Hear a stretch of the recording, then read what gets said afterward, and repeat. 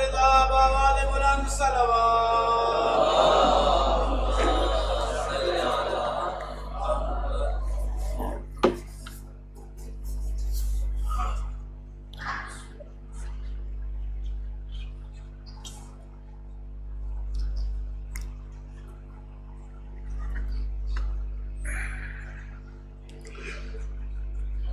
السلام علیکم ورحمۃ اللہ وبرکاتہ.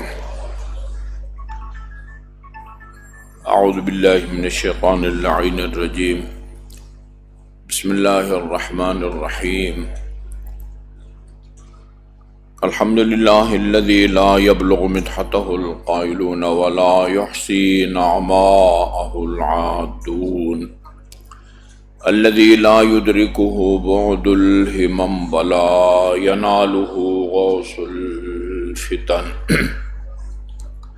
والصلاة والسلام على خير خلقه وأشرف بريته الذي سمي في السماء بأحمد وفي الأراضين بأبي القاسم محمد. اللهم صل على وعلى أهل بيته الطيبين الطاهرين الذين أذهب الله عنهم الرجس وطهرهم تطهيرا.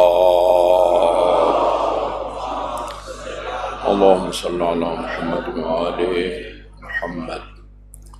واللعن الأبدي على أعدائهم أجمعين. اما بعد فقال اللہ الحکیم بسم اللہ الرحمن الرحیم. والکاظمین الغیظ والعافین عن الناس واللہ یحب المحسنین. مومنین کرام، یقیناً آپ خواتین و حضرات، ناظرین اور سامعین کو یاد ہے ہم آن حضرت صلی اللہ علیہ وسلم کے اس فرمان کو پڑھ رہے تھے جس میں آپ نے عالم آخرت کے جو مختلف منازل ہیں ان منازل میں مددگار ثابت ہونے والے چند اعمال،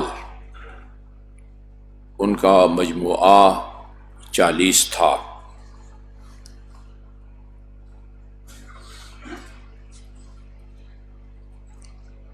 ہم منکر اور نکیر غالباً وہ کر رہے تھے، ان کو بیان کر دیا تھا. منکر اور نکیر کو کیا ہم ہدیہ یا تحفہ پیش کر سکتے ہیں جس کے نتیجے میں وہ ہم سے نرم رویہ رکھیں. اس کے بعد ہے وہ ہدیۃ المیزان اربعۃ. یہ بنیادی نقطہ بھی نوٹ کر لیں کہ یہ جو ہم 40 نیک اعمال کا ذکر کریں گے وہ فلان عمل فلان منزل پہ فلان منزل پہ کام آئے گا. اس کا مطلب یہ نہیں ہے کہ وہ عمل کسی اور جگہ کام نہیں آئے گا. نہیں، اس دنیا میں بھی کام آئے گا وہ عمل، روز آخرت بھی کام آئے گا. لیکن چونکہ روایات کے اندر یہ چیزیں آئی ہوئی ہیں، اب مثلا والدین سے نیکی وہ اس سے جانکنی کا مرحلہ آسان ہو جاتا ہے. من اراد ان تخفف علیہ سکرات الموت، جو شخص یہ چاہتا ہے کہ میری جانکنی کا مرحلہ آسان ہو، فَلْيَكُنْ لِوَالِدَيْهِ بَارًّا وَلِقَرَابَتِهِ وَصُولًا. اسے چاہیے کہ وہ ہیں، پھر ہے کہ عالم دین اکیلا بیٹھ کے تلقین پڑھے، 2 دفعہ تلقین پڑھتے ہیں، وہاں بھی یہ میت کو ہم بتاتے ہیں، سمجھاتے ہیں. اسمع افہم، یہ کوئی ویسے کوئی ڈرامہ نہیں رچا رہے ہوتے، سنو اور سمجھو. اس لیے کہتے ہیں سنو اور سمجھو، وہ سن بھی رہا ہوتا ہے اور سمجھ بھی رہا ہوتا ہے. سنو اور سمجھو، جنت حق ہے، دوزخ حق ہے، وتطایر الکتب حق، روز قیامت میزان اعمال کا، فائلوں کا ادھر ادھر اڑنا برحق ہے، والمیزان حق، یہ بھی اس کو بتا رہے ہیں کہ میزان، وہ ترازو والا معاملہ جو ہے نا، اعمال کا تلنا، یہ بھی برحق ہے، ناقابل انکار ہے، والمیزان حق۔ اچھا، یہ میزان کا جو مرحلہ ہے جہاں اعمال کو ترازو میں تولا جائے گا، وہاں لکھا ہے کظم الغیظ، جو آدمی اپنے غصے کو پی جاتا ہے، یہ عمل اعمال کے تلتے وقت آپ کو کام آئے گا۔ اچھا، بس یہی عمل، ادھر جو تین چار چیزوں کا ذکر ہے، ان کے علاوہ بھی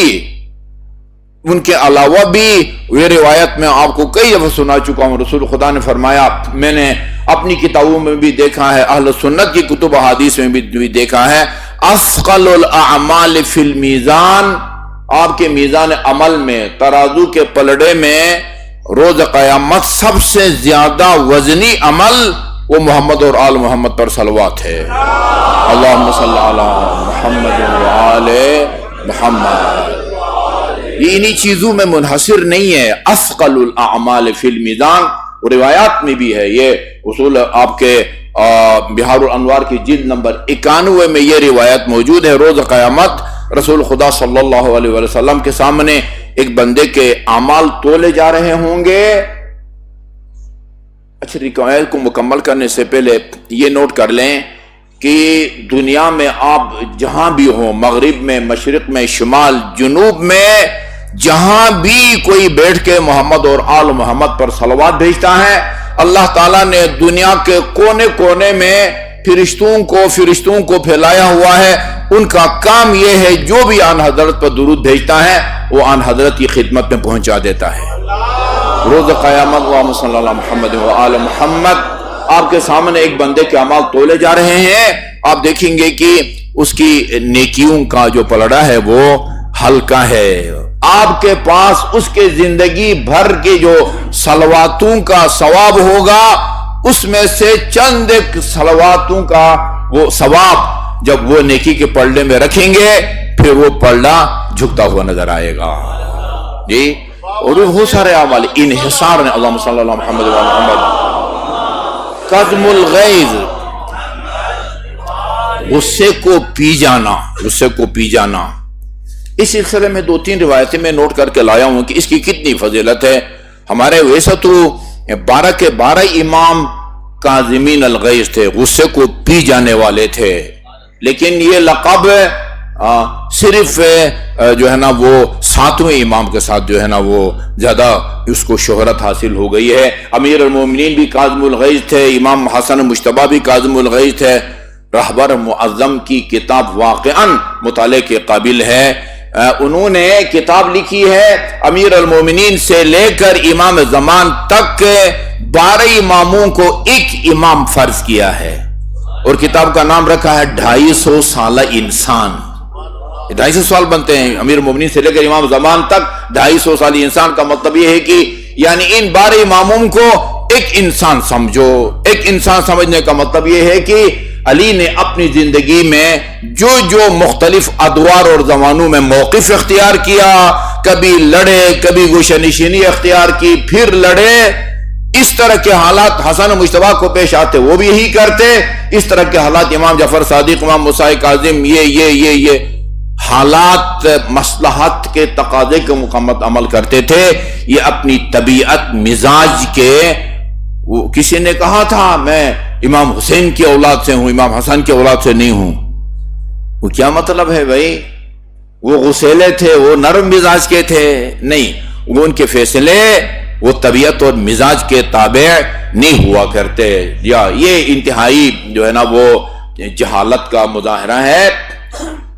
امام محمد باقر علیہ السلام کے فرمایا، اللہم صلی اللہ محمد وآل محمد، من کظم غیظا وهو يقدر على امضائه۔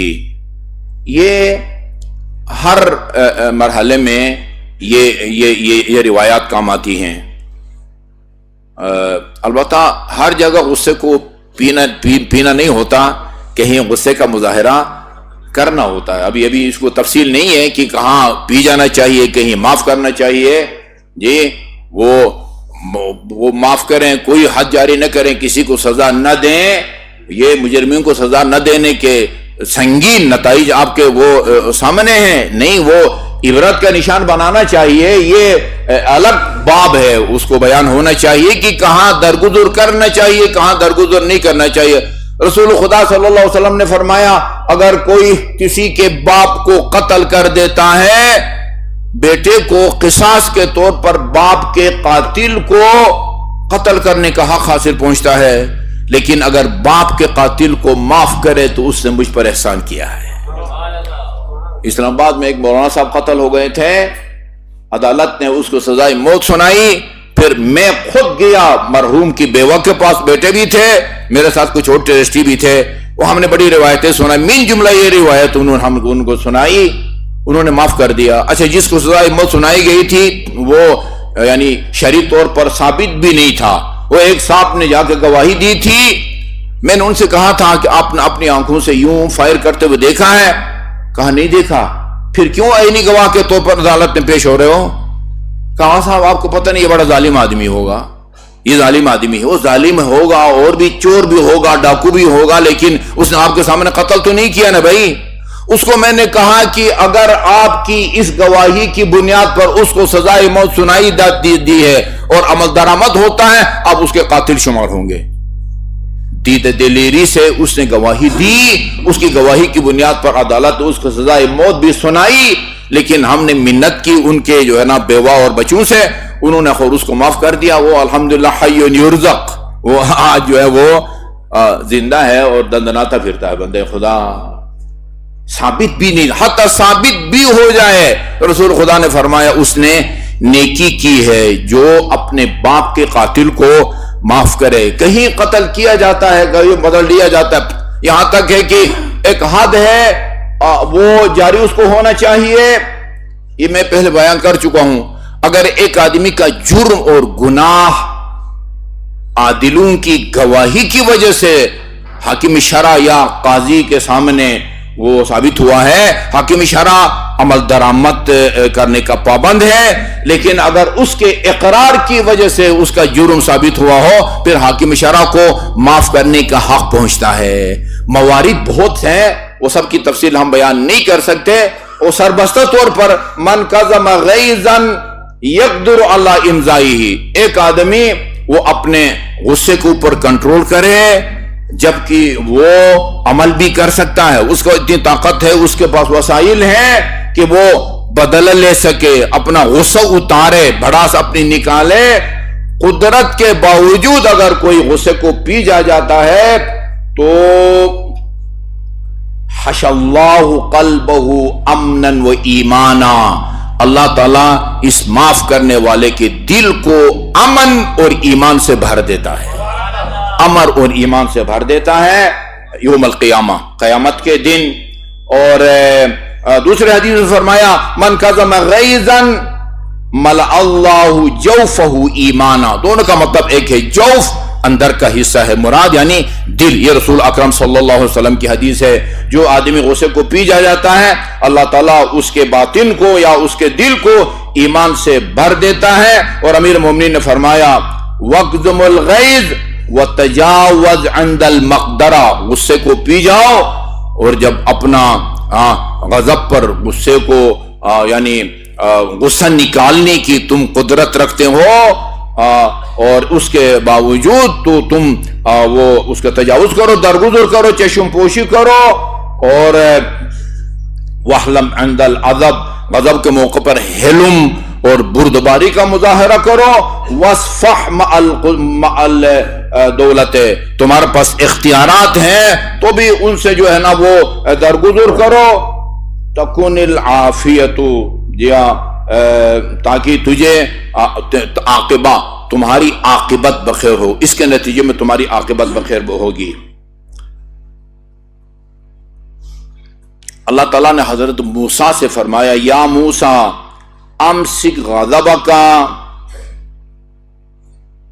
عند ممن ملکتک علیہ، یعنی جس سے بدلہ لینے کی میں نے تمہیں طاقت دے رکھی ہے، ہاں میں نے تمہیں طاقت دے رکھی ہے، جس سے بدلہ لینے یا اپنا وہ غصہ پورا کرنے کی میں نے تمہیں طاقت دی ہے، وہاں اپنے غصے کو کنٹرول میں رکھو۔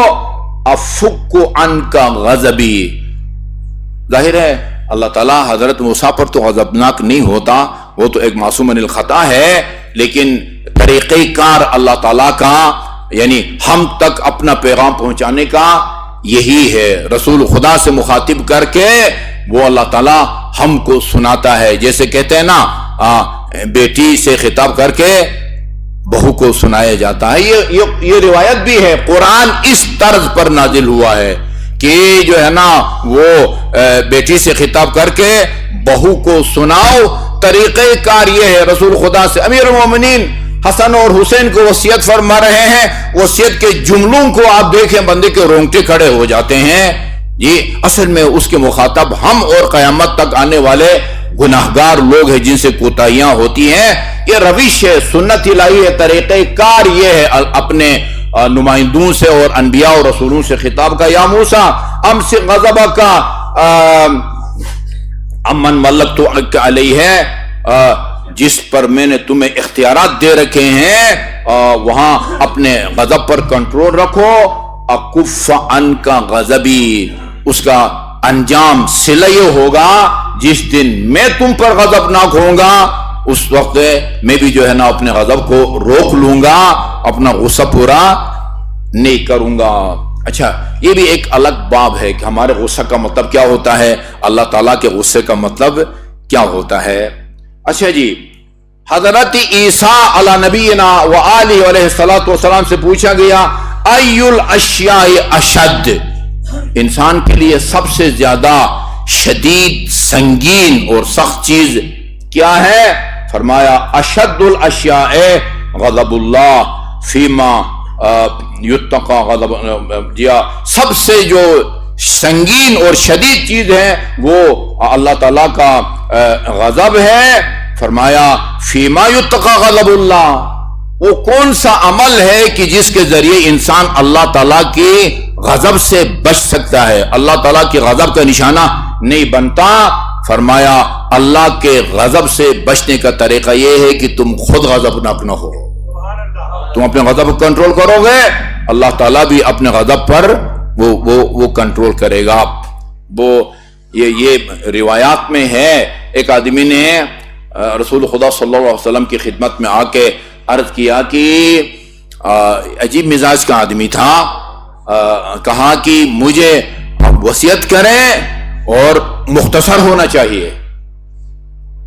بھئی تم اپنی درخواست پیش کرو، آگے حضور دیکھیں گے، مناسب سمجھے کہ تم مختصر کریں گے، اگر طول دینے میں ہو تو آپ اس کے ایک سوال سے آپ نے اندازہ لگا لیا کہ یہ کس روحانی بیماری میں مبتلا ہے۔ مجھے وصیت کریں، اور وہ میرے پاس ٹائم نہیں ہے، بریکٹ میں عرض کر رہا ہوں، ٹھیک ہے نا، میرے پاس ٹائم نہیں ہے، مختصر ہونی چاہیے آپ کی وصیت۔ تو آپ نے اندازہ لگا لیا کہ یہ بڑا جذباتی آدمی ہے۔ فرمایا کہ لا تغضب، کبھی بھی جو ہے نا وہ غصہ، دوبارہ پوچھا 3 دفعہ، ہر دفعہ نصیحت میں ہی فرمایا کہ غضب جو ہے وہ ہر شر کے لیے مفتاح اور کنجی ثابت ہوتی ہے۔ تو سب سے پہلا عمل جو میزان عمل میں اور اعمال کے علاوہ، محمد اور آل وہاں پر صلوات کے علاوہ جو عمل میزان اعمال کو تلتے وقت انسان کو کام دے گا وہ کظم الغیظ ہے، اور آگے ہے وَوَرِعٌ صادق، اس کی انشاءاللہ تفسیر آروں گا۔ ورع پرہیزگاری کو کہتے ہیں، سچی پرہیزگاری، ٹھیک ہے جی۔ یہ صادق ایسی فالتو نہیں لگایا امام رسول خدا صلی اللہ علیہ وسلم نے، ورع صادق، انشاءاللہ اگلے جمعہ میں عرض کروں گا کہ وہ کاذب ورع پرہیزگاری کیا ہوتی ہے اور صادق اور حقیقی پرہیزگاری کیا ہوتی ہے۔ اللہ تعالی ہمیں ہمارے لیے ان تمام آخرت کے منازل اور مراحل کو آسان فرمائے۔ اعوذ باللہ من الشیطان اللعین الرجیم، بسم اللہ الرحمن الرحیم۔ والعصر ان الانسان لفی خسر الا الذین آمنوا وعملوا الصالحات وتواصوا بالحق وتواصوا بالصبر۔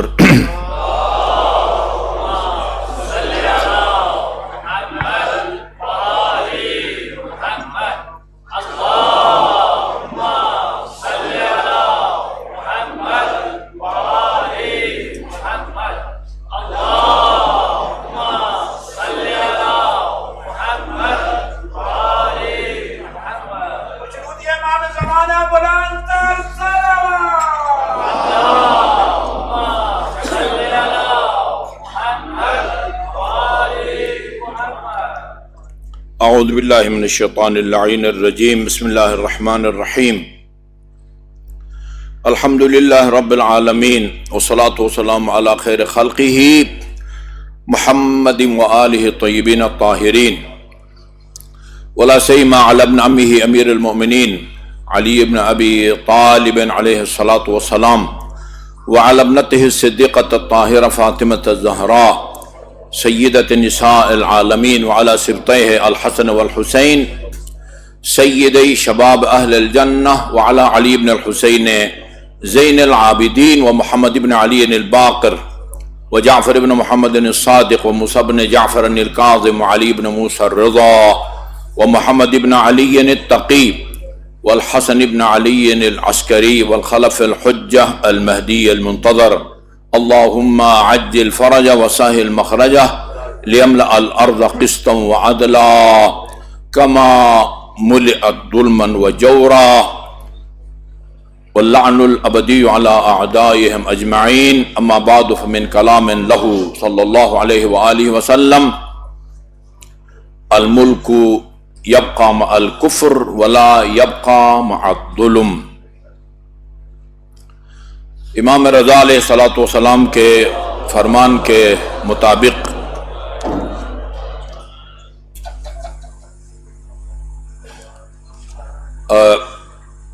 ہمارے دوسرے خطبے کو حالات حاضرہ پر مشتمل ہونا چاہیے، اگرچہ جن حالات کو ہم بیان کرنے کی کوشش کریں گے وہ حالات آپ خواتین و حضرات سے آج کے اس سوشل میڈیا میں پوشیدہ نہیں ہیں، لیکن ہو سکتا ہے اس حوالے سے جو ہماری یا ہماری حکومت کی ذمہ داریاں ہیں ان کی سنجیدگی کی طرف سب متوجہ نہ ہوں۔ دنیا کے کسی بھی کونے میں ظلم اور ستم ہو رہا ہو، جس مسلمان کو بھی پتہ چلے کہ فلان علاقے میں کسی پر ظلم ہو رہا ہے، مقدور بھر جس طرح کی وہ مدد کر سکتا ہے مدد کرنا ایک مسلمان کی شرعی اور اخلاقی ذمہ داری ہے۔ یہ روایات میں نے پڑھی ہیں، کافر پر ظلم ہو رہا ہو تو اس کو ظلم سے بچانا چاہیے، کافر پر۔ یقیناً لبنان میں ظلم ہو رہا ہے، غزہ میں ظلم ہو رہا ہے، کشمیر میں ظلم ہو رہا ہے، دنیا کو اور کونے کونے میں ظلم ہو رہا ہے۔ سب سے قریب ترین علاقہ جہاں پر ظلم ہو رہا ہے اور لوگ آپ کی توجہ کے محتاج ہیں وہ پارا چنار ہے۔ پارا چنار ہے۔ میں وہاں کے حالات اور اس حوالے سے اپنی حکومت سے اپنی توقعات یا مطالبات کو بیان کرنے سے پہلے میں عہد نامہ مالک اشتر کا ایک ٹکڑا وہ آپ کے ذریعے اپنے حکمرانوں تک پہنچانا چاہوں گا۔ یہ عہد نامہ مالک اشتر کا اردو ترجمہ ہے، اس کا نام ہے حکمرانی کے آفاقی اصول۔ یہ میں نے بہت دفعہ واقعے کو بیان کیا ہے، شاید کسی نے نہ سنا ہو، اس لیے دوبارہ دہرا رہا ہوں، جلدی دہرا رہا ہوں۔ مولانا کوثر نیازی نے انڈیا کا دورہ کیا تھا، وہاں جہاں وہ ایک عالم دین تھے، انہوں نے بعد علماء کرام دینی مراکز کا بھی دورہ کیا اور ایک سیاسی ہونے کے حوالے سے انہوں نے راجیو گاندھی سے بھی ملاقات کی تھی۔ وہاں سے واپس آ کے راجیو گاندھی سے اپنی ملاقات کا نتیجہ یا اپنے تاثرات کو جنگ اخبار میں کالم کے طور پر کالم میں لکھا تھا انہوں نے۔ میں نے جب یہ آج سے کوئی 10-12 سال پہلے میں سیالکوٹ میں اشرف پڑھ رہا تھا، وہاں ایک مرے کالج ہے جہاں علامہ اقبال نے پڑھا ہے، ان کا استاد تھا وہ پروفیسر حسن، اس کے نام سے حسن ہال ہے، حسن ہال۔ وہاں 9 محرم کو یوم حسین مناتے ہیں تمام شیعہ سنی طلبہ تنظیمیں۔ وہاں میں نے یہ واقعہ کو بیان کیا، وہاں ایک طالب علم نے کہا کہ آغا صاحب اس کی کٹنگ میرے پاس موجود ہے، یہ جو آپ نے سنایا ہے نا، مولانا کوثر نیازی نے جو بیان کیا ہے اس کی کٹنگ میرے پاس موجود ہے. مولانا صاحب پوچھتے ہیں ان سے، بڑا لمحائی فکریہ ہے، یعنی سبق آموز واقع ہے یہ مسلمانوں کے لیے، سب مسلمانوں کے لیے، شیعوں کے لیے بھی ہے، سنیوں کے لیے بھی ہے. پوچھا کہ راجیو صاحب اسلام میں ایک شخصیت گزری ہے، اس کا نام علی بن ابی طالب ہیں، تو آپ اس سے متعارف ہیں؟ نہ معلوم مولانا صاحب کے کیسے خیال آ گیا کہ بھئی یہ کوئی اور اس سے پوچھو، بھئی راجیو گاندھی سے کوئی سیاسی سوال کرو، امیر المومنین کے بارے میں، اہل بیت کے بارے میں راجیو گاندھی سے کیا سوال کرتے ہو؟ خیر تو انہوں نے کہا کہ مولانا صاحب یہ آپ کیا کہہ رہے ہیں؟ ہم اپنے ملک کا جب آئین بناتے ہیں نا، آئین، اس میں ہم علی ابن ابی طالب کے اس عہد نامہ کو سامنے رکھ کر استفادہ بناتے ہیں جو اس نے اپنے گورنر مالک اشتر کو بنا کے دیا تھا. یہ ہے. ہم نے اسلامک یونیورسٹی کا ایک دورہ کیا تھا، شیخ صاحب مرحوم بھی تھے، کرنل غلام حسن بھی تھے، میں بھی تھا. ان دنوں میں ملک معراج خالد قومی اسمبلی کے سپیکر تھے، ادھر اسلامک یونیورسٹی میں بھی ان کا کوئی عہدہ تھا. انہوں نے ہمیں ایک یہ کتابچہ دیا اور کہا کہ میں نے اپنے تمام وزراء اور ایم این ایز میں اس عہد نامہ مالک اشتر کو تقسیم کیا ہے. آپ کو پتہ ہے کوئی اتنے کوئی دیندار آدمی بھی، وہ ایک معتدل آزاد خیال روشن فکر جو ہے نا وہ آدمی تھے. یہ اردو میں ہے، انگلش میں بھی میرے پاس موجود ہے. قائد اعظم رحمت اللہ علیہ نے قیام پاکستان کے بعد علامہ رشید ترابی رحمت اللہ علیہ سے کہا کہ فوراً آپ اس کا ترجمہ کریں. مقدمے میں لکھا ہے کراچی کے فلان ہوٹل میں انہوں نے مجھے کمرہ لے کے دیا اور کہا کہ فوراً جو ہے نا آپ پہلی فرصت میں اس کا انگلش میں ترجمہ کریں. انگلش میں ترجمہ بھی موجود ہے اور یہ اردو ترجمہ ہے میرے پاس. حکمرانی کے آفاقی اصول، اس کے ایک ٹکڑا وہ میں آپ کو سناتا ہوں. پہلے اس کا پورا عربی متن پڑھتا ہوں. عربی زبان سے دلچسپی رکھنے والے یعنی حاضرین، سامعین، ناظرین، ناظرات کے لیے فرمایا وَأَشْئِلْ قَلْبَكَ الرَّحْمَةَ لِلرَّعِيَّةِ وَالْمُحَبَّةِ لَهُمْ وَاللُّطْفَ بِهِمْ وَلَا تَكُونَنَّ عَلَيْهِمْ صَبُعًا ضَارِعًا تَغْتَنِمُ إِنَّهُمْ صِنْفَانِ إِمَّا أَخٌ لَكَ فِي الدِّينِ وَإِمَّا نَذِيرٌ لَكَ فِي الْخَلْقِ. یہ بہت سارے ادارے کے لوگ ہوتے ہیں، ان سے ہماری درخواست یہ ہے کہ دیانتداری سے کام لیں، جو ہم نے کہا ہے وہ آگے جو ہے نا رپورٹ کریں. ایک ذمہ دار آدمی ہمارے دوستوں میں سے ہیں جن کے پاس جو ہے نا، جن کے آفس میں یہ رپورٹیں جاتی ہیں، انہوں نے مجھے کہا کہ اتفاق سے میں جمعہ میں آیا ہوا تھا اور ایک بندے نے رپورٹ دی ایسی بات کی جو آپ نے نہیں کہی تھی. میں نے اسے کہا شرم کرو، میں خطبے میں موجود تھا، میں نے خود سنا، انہوں نے ایسی بات نہیں کہی. وہ بات کریں جو ہم نے نہ کہی ہو، جو نہیں کہی وہ نہ کرو اور جو کہی ہے اس کو مت چھپاؤ. دیانت کا تقاضا یہ ہے. اما نذیر لک فی الخلق یفرط منہم الزلل تعرض لهم العلل یوتا علی ایدیہم فی العمد والخطا فاعطیہم من عفوک وصفحک مثل الذی تحب ان یعطیک اللہ من عفوہ وصفحہ فإنک فوقہم وولی الامر علیک فوقک واللہ فوق من واللہ وقد استکفاک امرہم وابتلاک بہم ولا تنسبن نفسک لحرب اللہ فإنہ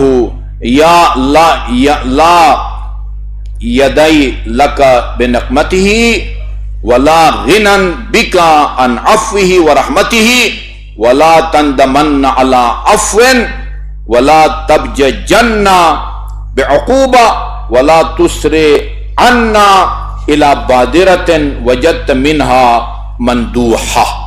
یہ عربی متن ہے، اس کا ترجمہ آپ کی خدمت میں عرض کرتا ہوں.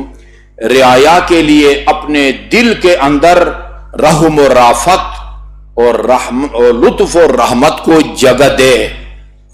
ان کے لیے پھاڑ کھانے والا درندہ نہ بن جاؤ. کہ انہیں نگل جانے ہی کو غنیمت سمجھنے لگو، اس لیے کہ رعایا میں دو قسم کے لوگ ہیں. یہ پورے ٹکڑے کو بیان کرنے کا مقصد یہ جملہ ہے، یہ اس جملے کو سنانا ہے. یہ رعایا میں دو قسم کے لوگ ہیں. ایک تو تمہارے دینی بھائی مذہبی بھائی، تو سنی ہے تو وہ بھی سنی، وہ شیعہ ہے تو وہ بھی شیعہ. جی دین دونوں کا ایک ہے، دین دونوں یا مسلمان ہے، مسلمان یا تیرا دین بھائی ہے، جس طرح تم مسلمان ہے اس طرح وہ بھی مسلمان ہے. اور دوسرے تمہاری جیسی مخلوق خدا، دینی بھائی کا جس طرح حق ہے اسی طرح مخلوق خدا کا بھی تیرے اوپر حق ہے. اور توجہ طلب نقطہ یہ ہے کہ مخلوق خدا میں انسان کے علاوہ بھی بہت ساری چیزیں ہوتی ہیں، حیوانات تک کے بھی حقوق ہیں. روایات میں ہیں جس پہ جانور کو نہیں پال سکتے جی اس کو نہ رکھو، آزاد چھوڑو اس کو. یہ ہم نحو کی کتابوں میں وہ ایک روایت پڑھتے ہیں، وہ دخلت امرأۃ النار فی ہرۃ حبستھا، ایک عورت اس لیے جہنم میں جائے گی کہ اس نے ایک بلی کو حبس بیجا میں رکھا تھا. اس کو نہ آزاد چھوڑتی تھی کہ کہیں جا کے چھیڑا وغیرہ تلاش کر کے اپنا گزر اوقات کرے، اور نہ اس کو بر وقت کھانا دیتی تھی. دخلت امرأۃ، وہ کہتے ہیں وہاں یہ بولا جاتا ہے جہاں یہ بتایا جائے کہ فی سبب کا معنی دیتا ہے، سبب کا معنی دیتا ہے، یعنی ایک عورت اس لیے جہنم جاتی ہے کہ اس نے حبس بیجا میں رکھا تھا، اس تک کھانا نہیں پہنچایا تھا. یعنی یہ ایک جملہ حکمرانوں کو کی نیندیں اڑانے کے لیے کافی ہیں، نیندیں اڑانے کے لیے کافی ہے یہ ایک جملہ.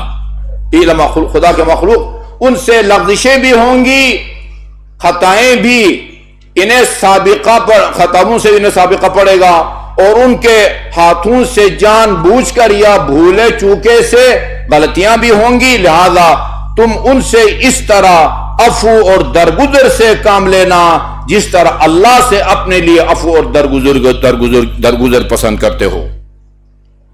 اس لیے کہ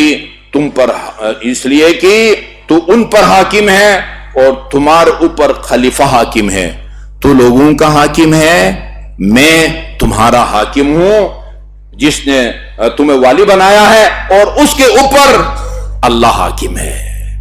علی پر اللہ حاکم ہے، تجھ پر اے مالک اشتر میں حاکم ہوں، اور مصر کے لوگوں پر تو حاکم ہے. اس نے تم سے ان لوگوں کے معاملات کی انجام دہی چاہی ہے اور ان کے ذریعے تمہاری آزمائش کی ہے. خبردار اللہ سے لڑائی مول نہ لینا. جی اللہ سے لڑائی مول نہ لینا، اس لیے کہ اس کے غضب کے سامنے تم بے بس ہو اور اس کے عفو رحمت سے بے نیاز نہیں ہو سکتے. تمہیں کسی کو معاف کر دینے پر پچھتانا اور سزا دینے پر اترانا نہ چاہیے. کسی کو سزا دے کے ناز نہ کرو، اور نہ کسی کو معاف کر کے تمہیں پچھتانا چاہیے کہ میں نے فلان کو کیوں وہ کیا. غصے میں جلد بازی سے کام نہ لو جبکہ اس کے ٹال دینے کی گنجائش ہو. یہ سب کے لیے ہے، سب کے لیے ہے، صرف مالک اشتر کے لیے نہیں ہے. ہمیں جو اطلاعات ملی ہیں اس کے مطابق انتہائی تشویشناک صورتحال سے جو ہے نا وہ علاقہ وہ گزر رہا ہے. جسے کہتے ہیں نا وہ آسمان کیا کہتے ہیں اوپر ہے، زمین سخت ہے نا، یہ حالت ہے. راستے بالکل بند ہیں. اچھا وہ جو ان کو مار رہے ہیں وہ ان کے لیے جو ہے نا وہ راستے کھلے ہیں، سارے کے سارے راستے کھلے ہیں. یہ ان بیچاروں کے لیے راستے وہ بند ہیں. مجھے یہاں تک رپورٹ ملی ہے کہ جو وہاں پر لگے ہوئے ہیں تعینات وہ انتہائی جانبداری سے کام لے رہے ہیں. بعض علاقوں میں سرکاری طور پر راشن تقسیم کیا جا رہا ہے. کچھ بچے وہ ابتدائی جو ہے نا وہ طبی امداد نہ ملنے کے نتیجے میں جو ہے نا جان بھاگ ہو گئے. بچے جان بھاگ ہو گئے ہیں طبی امداد نہ ملنے کی وجہ سے. کیا فرق ہے غزہ اور اس میں؟ مجھے بتائیے. راستے میں قانون نافذ کرنے والے کی گاڑیوں کی تلاشی لی جا رہی ہے. قانون نافذ کرنے والے اداروں کی جو گاڑیاں ہیں ان کی تلاشی لی جا رہی ہے. یہ کس طرح کا علاقہ ہے؟ الحمدللہ جو ہمارا ازلی دشمن ہے اس کی فوجی طاقت ہم سے کتنی گنا زیادہ ہے؟ 6 گنا. وہ ہماری پاک فوج جو اپنے سے 6 گنا زیادہ طاقتور فوج کو آنکھیں دکھا سکتی ہے، اس کو چنے چبا سکتی ہے، یہ 4 دہشتگردوں کو کنٹرول نہیں کر سکتی. حکومت وہاں کی حکومت، سرحد کی حکومت اگر بے بس ہے وہ پاک فوج کی مدد لے. ان کو صرف وہ نالوں کی صفائی کے لیے بلاتے ہو، یہ کام رہ گیا ہے ان کا، یہ ان کی توہین ہے.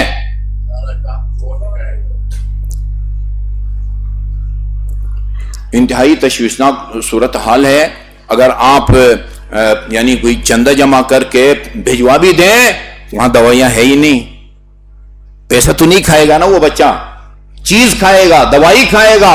سبزی نہیں ہے، آٹا نہیں ہے، پیٹرول نہیں ہے، سبزی نہیں ہے، دوائیاں نہیں ہے، تو نقد پیسے سے وہ کیا بنے گا؟ حکومت کی شرعی، اخلاقی اور وہ کیا کہتے ہیں قانونی ذمہ داری ہے کہ ان کا تحفظ کرے. بابا یہ آپ جیسی مخلوق ہے، جیسے آپ انسان ہیں ویسا یہ بھی انسان ہے. وہ سیاچن کے خطرناک ترین جگہ جہاں پر ہمارے جوان پھنس جاتے ہیں، وہ دروں کے اندر، وہاں ہیلی پہنچ جاتا ہے تو یہاں ان تک دوائیاں جو ہے نا وہ ہیلی نہیں وہ پہنچا سکتی. کیوں نہیں پہنچا سکتی؟ کیا مشکل ہے؟ ہمارے فہم سے جو ہے نا وہ بالاتر ہے. اور یہ بہت بڑی زیادتی ہے، ظلم ہے. امیر المومنین کا یہ فرمان ہمیشہ آپ کے پیش نظر رہنا چاہیے، جس میں آپ نے فرمایا ہے 3 آدمی ہیں جن کو مرنے سے پہلے اس دنیا میں خدا سزا دے گا. اللہ ان کی موت کا بھی انتظار نہیں کرے گا. ثلاثۃ لا يموت صاحبهن حتى يذوق وبالهن. 3 گناہ ایسے ہیں جو بھی ان 3 گناہوں کا مرتکب ہوگا، وبال جان کہتے ہیں نا، وہ اسی دنیا میں وبال، اس گناہ کا وبال وہ چکھے گا، پھر اس کو موت آئے گی. ان میں پہلے نمبر پر البغی ہے، ظلم ہے. ظلم، مظلوم کو بچانے میں کوتاہی ظلم ہے. اپنے فرائض منصبی کو انجام دینے میں سستی کرنا یہ ظلم ہے. بچیں، یہ سنت الہی ہے. اللہ کسی کو معاف نہیں کرتا. یا ظالم خود نشانہ بنتا ہے یا اس کے بچے نشانہ بنتے ہیں. یہ روایات کا مضمون ہے. کوئی پتہ نہیں چلتا کہ یہ بچہ جو بتنے وہ مر گیا، لاعلاج بیماری میں مبتلا ہو گیا، ہارٹ اٹیک ہو گیا، ایکسیڈنٹ ہو گیا. ہم سمجھتے ہیں ایکسیڈنٹ ہو گیا، لیکن بہت سارے اموات ہیں ان کے پیچھے وہ زیادتیاں کار فرما ہوتی ہیں. یہ روایت انتہائی یعنی تشویشناک. میں آپ کی خدمت میں کئی دفعہ عرض چکا ہوں کہ اس دنیا میں مرنے والے 2 قسم کے ہوتے ہیں. کچھ وہ ہوتے ہیں جن کی مرنے کی مقررہ تاریخ آ چکی ہوتی ہے، اس لیے ان کو موت آتی ہے، جس کو اجل محتوم کہا جاتا ہے. کچھ وہ لوگ ہیں نہیں، ابھی وہ مرنے کی مقررہ تاریخ نہیں آتی، لیکن اپنے گناہوں کی وجہ سے وقت سے پہلے ان کو موت آتی ہے. فرمایا رسول خدا نے ان من یموت بالذنوب اکثر ممن یموت بالاجال. اپنی اجل یعنی موت کی مقررہ تاریخ آنے کی وجہ سے مرنے والے کم ہیں، گناہوں کی وجہ سے مرنے والوں کی، وقت سے پہلے مرنے والوں کی تعداد اس دنیا میں وہ زیادہ ہے. یہ آپ کے ہم وطن ہیں، یہ آپ کے وطن کے وفادار ہیں. ان کی خبر لے لیں. جو ہے نا وہ قبل اس کے کی یہ موت سے پہلے جو ہے نا وہ عذاب الہی کے نشانہ بنے. انتہائی جو ہے نا وہ تشویشناک صورتحال ہے. پہلی فرصت میں ہماری درخواست ہے کہ وہاں تک جو ہے نا وہ جو ہسپتالوں میں پڑے ہوئے بچے جو دوائیاں نہ ملنے کی وجہ سے جان بھاگ ہو رہے ہیں، پیٹرول نہیں ہے، اشیاء خورد و نوش بالکل نہیں ہے، وہ ایک ہی ذریعہ ہے کہ آپ اپنے اختیارات کو استعمال کریں، وسائل کو استعمال کریں اور ہوائی راستے سے ان تک دوائیاں پہنچائیں، کھانے پینے کی اشیاء پہنچائیں، ورنہ یہ اور زیادہ خطرناک صورت اختیار کر جائے گی۔ وہ کب تک انسان دوائیوں کے بغیر، کھانے پینے کے بغیر زندہ رہ سکتا ہے؟ یعنی یہ تو ایک نسل کشی کی کوشش ہے کہ ایک خاص طبقے کو اس طرح جو ہے نا آپ موت کے منہ میں دھکیلنا چاہتے ہیں۔ اللہ تعالیٰ کی بارگاہ میں ہم دست دعا ہے کہ وہ ہمارے حکمرانوں کو یعنی ان مظلومین کی داد رسی کی توفیق عطا فرمائے، اور اس کے راہ میں جو ممکنہ رکاوٹیں ہیں اللہ تعالیٰ ان کو برطرف فرمائے۔ اور وہ خطبے کے آخر میں ایک بنیادی نقطے کی طرف میں آپ کی خدمت میں اشارہ کروں، ابھی وہ ہم پڑھیں گے یہ عالم آخرت میں جو درپیش مشکلات ہیں منازل میں، ان میں آسانی غالباً صراط پر ہے۔ ان میں یہ کہ اللہ کی اطاعت میں انفاق کے نتیجے میں وہ منزل آسان ہوتی ہے۔ اللہ کی اطاعت میں انفاق، اللہ کی اطاعت کا دائرہ بہت وسیع ہے۔ نماز اللہ تعالیٰ کی اطاعت ہے، روزہ اللہ تعالیٰ کی اطاعت ہے، حج زکوٰۃ خمس اللہ تعالیٰ کی اطاعت ہے، یہ مراکز کی تعمیر اللہ تعالیٰ کی اطاعت ہے، غریب اور نادار اور بے سہارا لوگوں کی مدد یہ سب اللہ تعالیٰ کی اطاعت ہے۔ عجیب جملہ امیر مومنی کا نہج البلاغہ میں فرمایا، من ایقن بالخلف جاد بالعطیہ۔ خلف ہوتا ہے کہ جو آپ نے دیا ہے اس جگہ، اس کی جگہ متبادل کے طور پر جو اللہ تعالیٰ آپ کو دیتا ہے اس کو خلف کہتے ہیں۔ یہ قرآن میں خدا کا وعدہ ہے، من ایقن بالخلف، جس کو اللہ کی بات پر اعتبار ہے، یہ میں نے ترجمہ کیا ہے، جس کو اس بات کا یقین ہے اور ہونا چاہیے کہ جو میں دوں گا اللہ کئی گنا اس سے زیادہ مجھے دے گا، جو اللہ کی طرف سے میرے دینے کے نتیجے میں کئی گنا دینے کا یقین ہے، اس کے وعدے پر جاد بالعطیہ، وہ کبھی بھی بخل نہیں کرتا۔ یہ قرآن کی آیت عجیب ہے، الذین ينفقون اموالهم فی سبیل اللہ کمثل حبۃ انبتت سبع سنابل فی کل سنبلۃ مئۃ حبہ واللہ یضاعف لمن یشاء۔ یہ راہ خدا میں انفاق ایسا ہے جیسے کہ آپ ایک دانہ زمین میں اس کو وہ بو دیتے ہیں، مثال کے طور پر گندم کا دانہ، وہ اگتا ہے اور مناسب نمی اور حرارت ملنے پر وہ اس کا تنا بن جاتا ہے، خوشے بن جاتے ہیں۔ فی کل سنبلۃ مئۃ حبہ، آپ نے ایک دانہ زمین میں بویا تھا، وہ خوشے، ہر خوشے میں 100 دانے ہوتے ہیں، اور اللہ تعالیٰ نے کوئی قسم بھی نہیں کھائی کہ 100 سے زیادہ دانے نہیں دوں گا۔ واللہ یضاعف لمن یشاء، خدا جس کو چاہتا 100 سے بھی زیادہ جو ہے دانے وہ عطا فرماتا ہے۔ میرے بزرگوں اور عزیزوں، آخرت کا فائدہ الگ ہے جی کہ راہ خدا میں انفاق کرنے والے کی یہ منزلیں آسان ہو جاتی، وہ بات کی بات ہے۔ اسی دنیا میں انسان اگر خدا کی بات پر اعتبار ہو، راہ خدا میں انفاق، ان بے سہارا لوگوں کی مدد راہ خدا میں انفاق ہے۔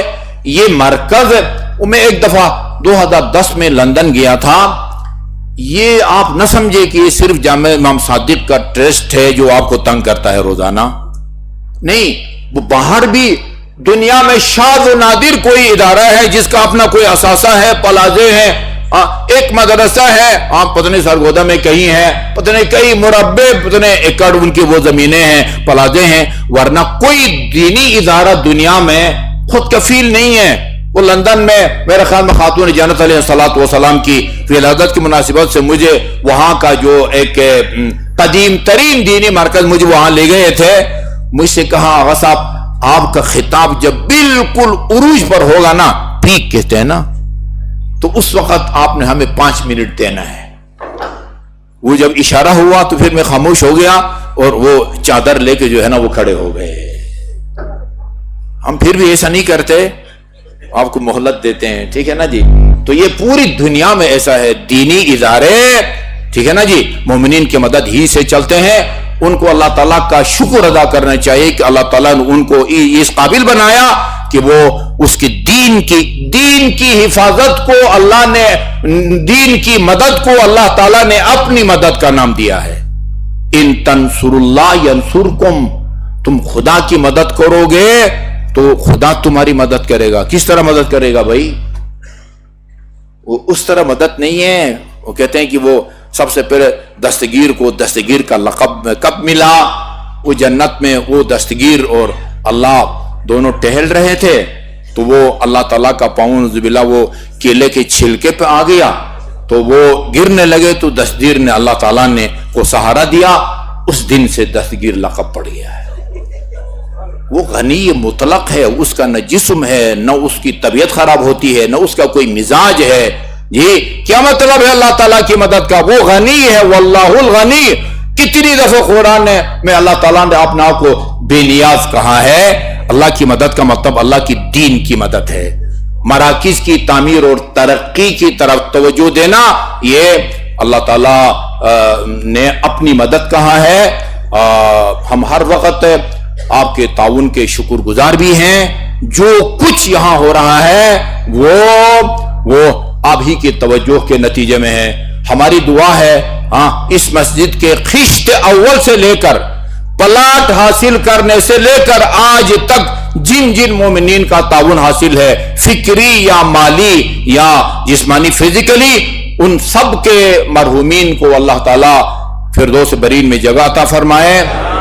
جو زندہ ہیں ان کے رزق حلال میں وسعت عطا فرمائے اور ان کے توفیقات خیر میں اضافہ فرمائے.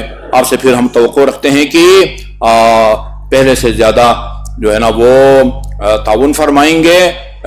ہر لحاظ سے موارد انشاءاللہ ہم آپ کو بتاتے جائیں گے. یقیناً ہمارا اللہ کے وعدے پر یقین ہے. ہم